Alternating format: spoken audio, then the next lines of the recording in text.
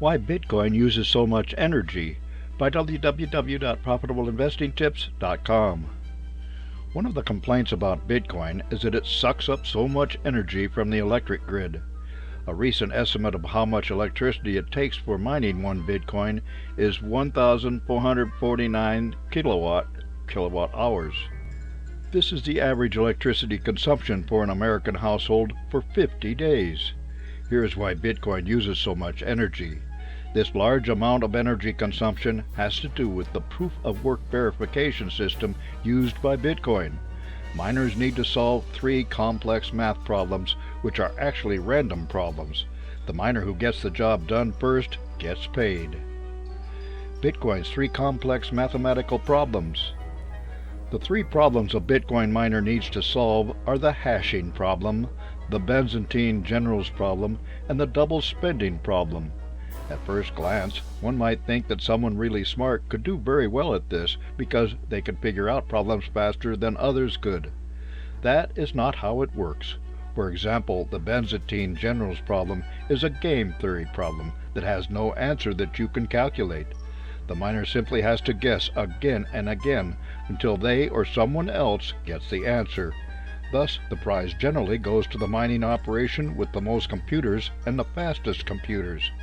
The prize goes to the operation which is sucking up the most electricity to run lots of computers and the air conditioning needed to keep the computer components from melting down. How miners solve complex mathematical problems.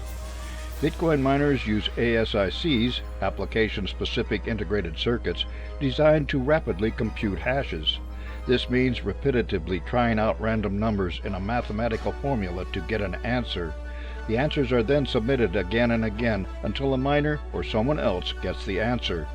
Success in this game comes from how many submissions can be made in a very short period of time and not from any exotic mathematical approach.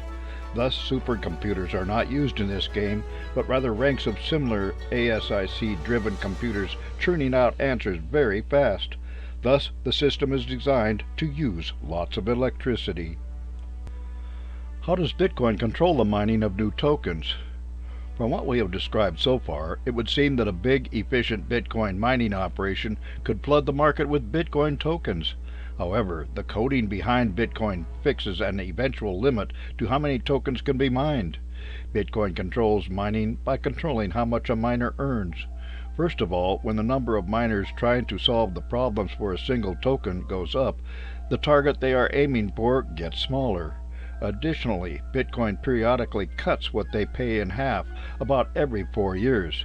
The next cut is coming soon, which will make mining less profitable per token, but not reduce the cost of mining tokens for the miner. Is there a way to reduce excessive crypto mining energy expenditure?